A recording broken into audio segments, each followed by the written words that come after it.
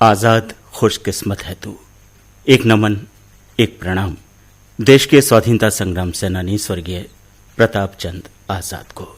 बरेली के ग्राम वसुधरन जागीर में 17 अक्टूबर 1915 को जन्मे प्रताप चंद्र आजाद श्री रंगीलाल सिन्हा और जानकी देवी के लाडले पुत्र थे। एमए, एलएलबी, मुंशी आला काबिल, साहित्य भूषण आदि उपाधियां आपने प्राप्त की, पर मन पूरी तरह से देशभक्ति के रंग में रंगा हुआ था। पीसी आजाद ने अनेक तकलीफों का सामना किया, पर देश प्रेम के पावन पवित्र पथ का कभी भी परित्याग नहीं किया। प्रताप चंद आजाद सच्चे देशभक्त होने के साथ साथ एक सच्चे समाज सेवक, लेखक और ऊर्जावान पत्रकार भी थे। आजादी प्राप्त करने के दौरान और आजादी प्राप्त करने के बाद के अपने अनुभव जैसा मैंने देखा पुस्तक के 9 खंडों में प्रताप चंद्र आजाद जी ने कलमबद्ध किए हैं। आजाद खुशकिस्मत है तू। इस धारावाहिक का आधार भी उनकी यही संस्मरणों पर आधारित आत्मकथा है। लेखक हैं अशोक कुमार सिंह। आज प्रस्तुत है इस धारावाहिक की दूसरी कड़ी, आजाद खुशकिस्मत है तू।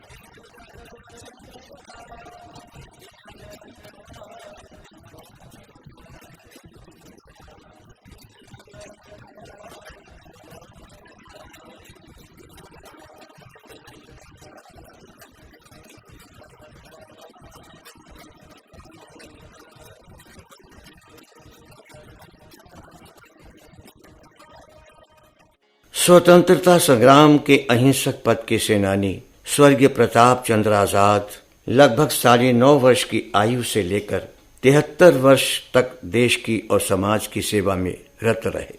महात्मा गांधी और पंडित जवाहरलाल नेहरू के दिग्दर्शन में चले स्वतंत्रता आंदोलन में वो युवावस्था में कई बार जेल गए, अंग्रेजी पुलिस की लाठियां खाईं। आंदोलन के दौरान और जेल प्रवास में कई दिनों तक भूखे प्यासे रहे, लेकिन झुके बिना और डरे बिना अपने पथ पर निरंतर चलते रहे। उन्हें इंटरमीडिएट में पढ़ाई के दौरान वर्ष 1936 में पंडित जी से स्वयं सेवक के रूप में सराहना मिली और अधिक ऊर्जा ग्रहण करने के लिए वर्ष 1940 में पीसी आजाद वर्धा होते हुए महात्मा गांधी से भेंट करने सेवाग्राम भी गए।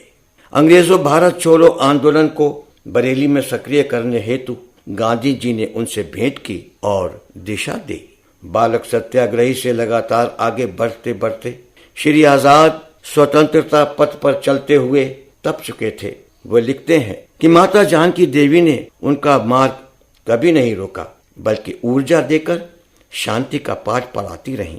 आर्थिक अभावों का जीवन था। खेती बाड़ी से जो कुछ मिलता खान पान पर खर्च हो जाता, जो बचता माता से आज्ञा लेकर साथ ही स्वयं सेवकों पर खर्च हो जाता। बरेली कॉलेज में पढ़ाई के दौरान अंग्रेज प्रिंसिपल से लगातार बाधाएं और अवरोध मिलते रहे। वक्त गुजरता रहा। स्वतंत्रता संग्राम पथ पर बिना रुके बिना डरे पीसी आजाद द्वारा बनाया गया यंग स्टूडेंट्स फेडरेशन समीप के जनपदों में भी पैर पसारता गया। उसका क्षेत्र व्यापक होता गया। बरेली कॉलेज चुनावों में भी संगठन ने हिस्सा लेना शुरू कर दिया। कॉलेज की प्रबंध समिति के बोर्ड ने कलेक्टर और कमिश्नर को गोपनीय रिपोर्ट देकर संगठन की गतिविधियों पर रोक लगाने की सिफारिश कर डाली।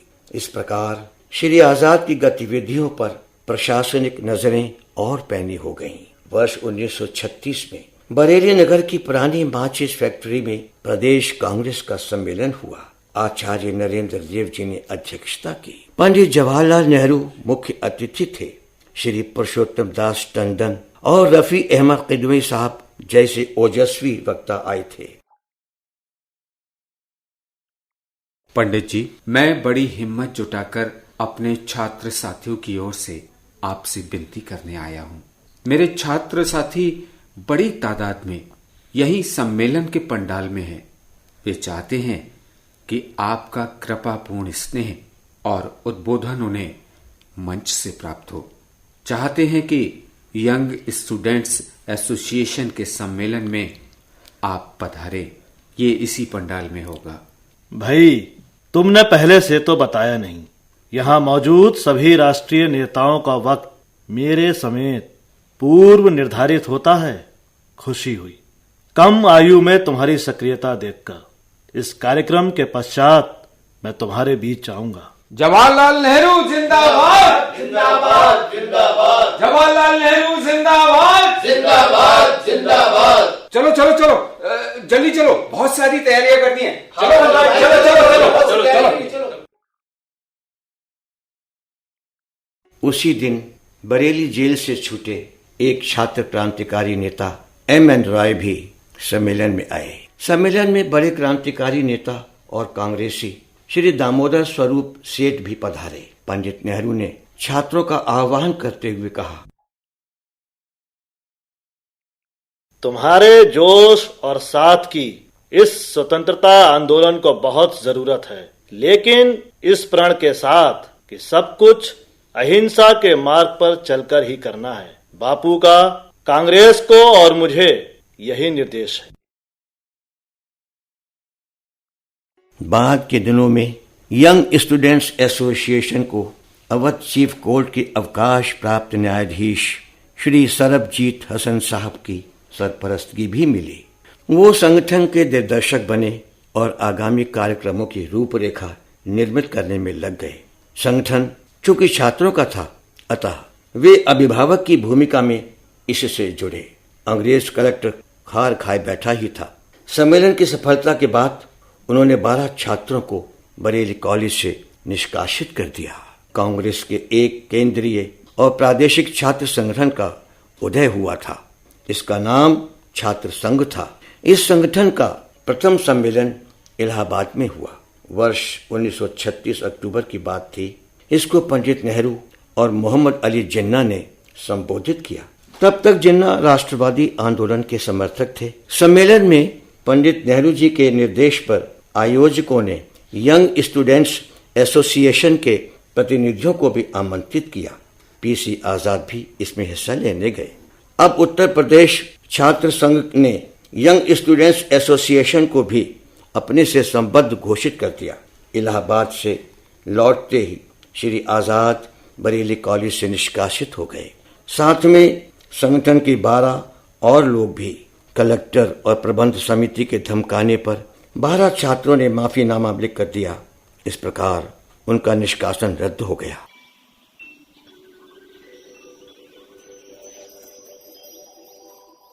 मैंने माफीनामा नहीं लिखा।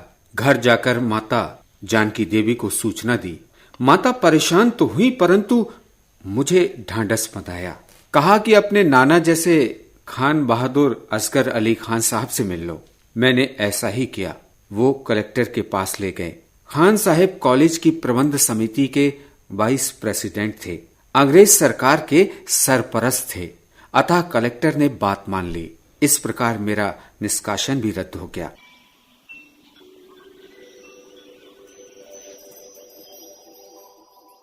वर्ष 1936 में इंडिया एक्ट के तहत भारत के सभी प्रांतों में विधानसभा के चुनाव हुए। बरेली में उस समय देहात क्षेत्र से विधानसभा के 2 स्थान थे और बरेली नगर सीट 7 बड़े शहरों को मिलाकर बनी थी।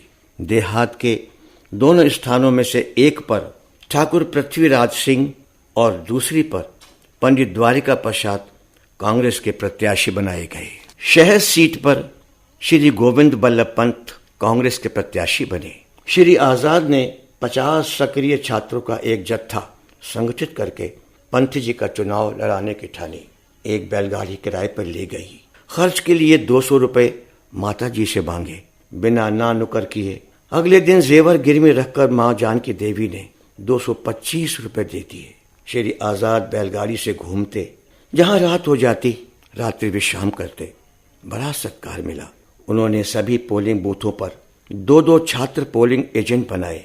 पंडित गोविंद बल्लभ पंत भारी मतों से विजयी हुए। वर्ष 1937 का जनवरी महीना आ गया था। कुछ समय पश्चात भारत के कुल 11 प्रांतों में से 8 प्रांतों में कांग्रेस के मंत्रिमंडल गठित हो गए। उत्तर प्रदेश में भी कांग्रेस की सरकार बनी। पंडित गोविंद बल्लभ पंत के नेतृत्व में मंत्रिमंडल गठित हुआ। आजाद कहते हैं,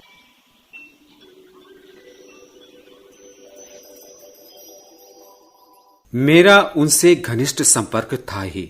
शनह शनह मैं उनके नेतृत्व में कार्य करता गया। समाज के लोगों की मांगे और शिकायतें पहुंचाने का जिम्मा भी लगाया गया। इस बीच यंग स्टूडेंट एसोसिएशन आजादी के संघर्ष के लिए आंदोलन करती रही।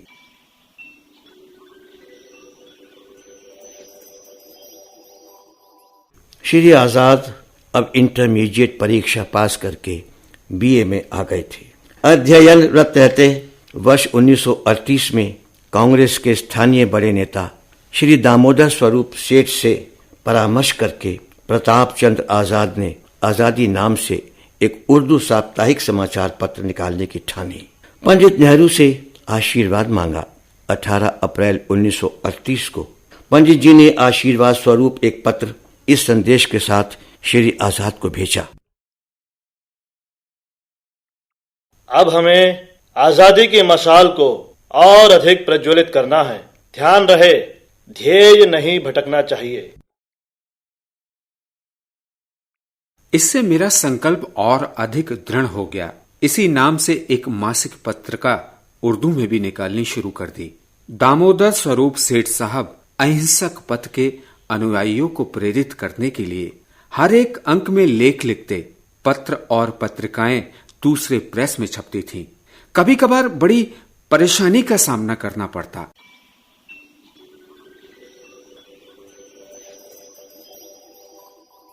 बाद में श्री आजाद ने प्रेमनगर स्थित अपने मकान में प्रेस लगा ली। सारा खर्चा बाकी जेवर बेच कर आया। मां ने खुशी खुशी ये सब किया। सत्ता आते ही कांग्रेस दो फार हो गई। टूटकर एक धड़ा मुस्लिम लीग बन गया।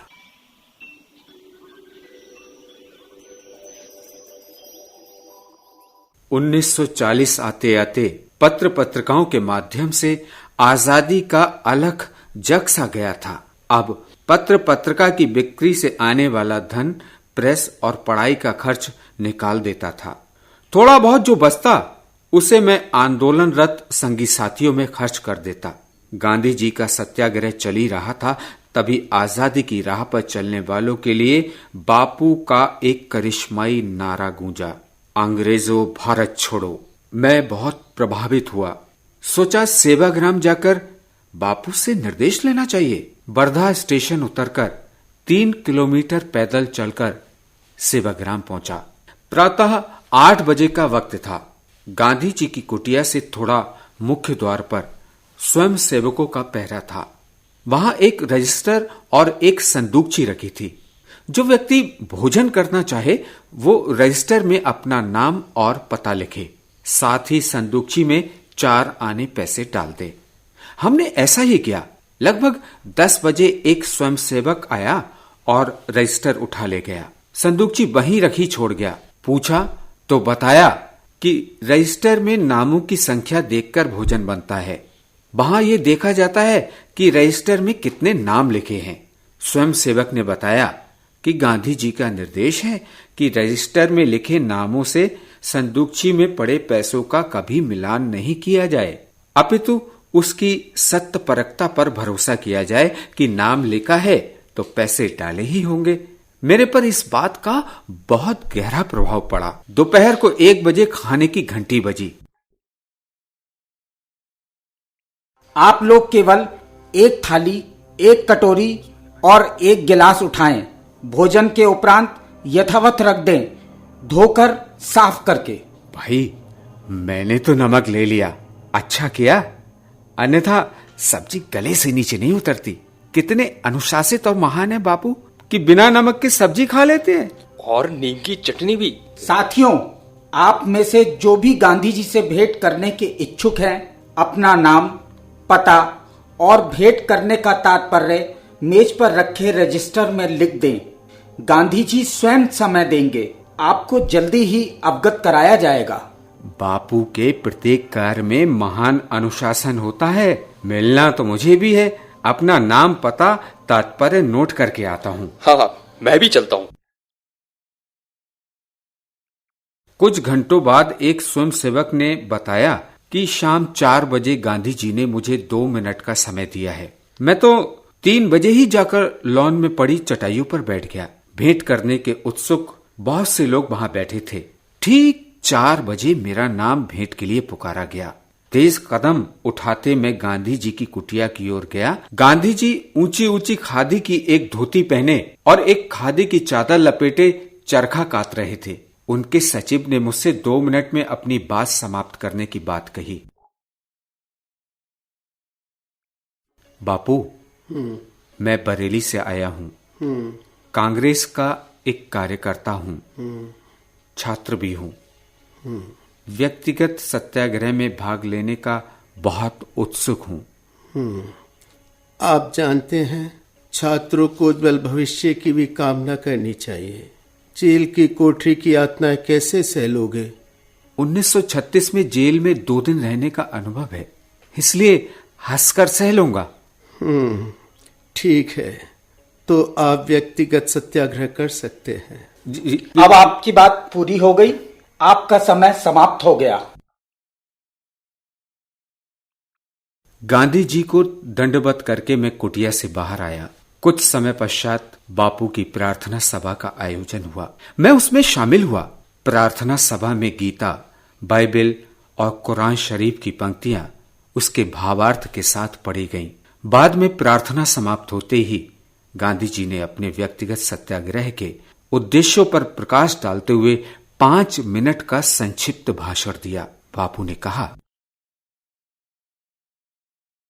आत्मिक शक्ति और खुद की ऊर्जा व्यक्तिगत सत्याग्रह के सबसे बड़े साथी होंगे। वो ही लोग इसमें भाग लें जो खुद पर नियंत्रण रखकर जरूरत पड़े तो अंग्रेजी सिपाहियों की डंडे, लाठी और यातना सहन कर पाए, साथ ही जेल जाने से भी नहीं हिचकिचाए। बापू के वे शब्द मेरे जहन में उतर गए कि देश की आजादी का कोई मोल नहीं हो सकता। जिसे आप सबसे बड़ी कुर्बानी भी समझते होंगे, वो भी इस आजादी के समक्ष लेश मात्र मूल्यवान नहीं है। मैं वहां 2 दिन रुका। भोजन और हर एक व्यवस्था पर एक बेहद अनुशासित तरीका था। बाद में मैं आश्रम के प्रबंधक का आभार प्रकट करने गया। दक्षिण अफ्रीका के एक स्वयंसेवक थे, नाम था बेंजुमन। मैं वापस वर्धा से ट्रेन से आगरा और आगरा से बरेली आ गया।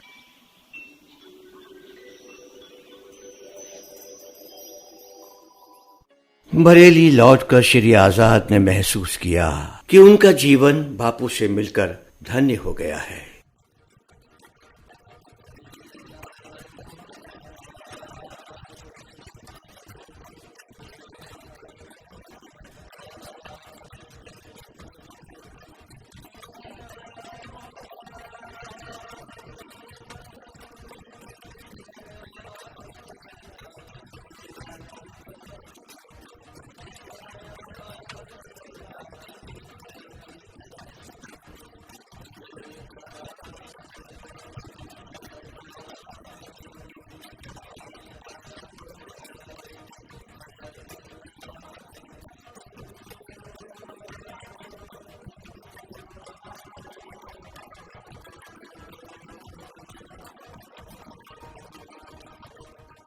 आजाद खुशकिस्मत है तू। अभी आप इस धारावाहिक की दूसरी कड़ी सुन रहे थे। लेखक थे अशोक कुमार सिंह। प्रतिभागी कलाकारों का भूमिका सहित परिचय इस प्रकार है। सूत्रधार बलबीर पाठक, आजाद संजय कुमार, जानकी देवी माधुरी रस्तोगी, नेहरू की भूमिका में थे राजू सिंह चौहान, गांधी की भूमिका निभा रहे थे सतीश जोजफ, स्वयंसेवक आशुतोष खन्ना और आगंतुक रुबाब आलम खान। सह प्रस्तुति असीम सक्सेना और सुरेंद्र राजेश्वरी की थी। प्रस्तुतकर्ता थी मनदीप कौर। इस धारावाहिक की अगली कड़ी सुनिएगा अगले मंगलवार रात 9:30 पर।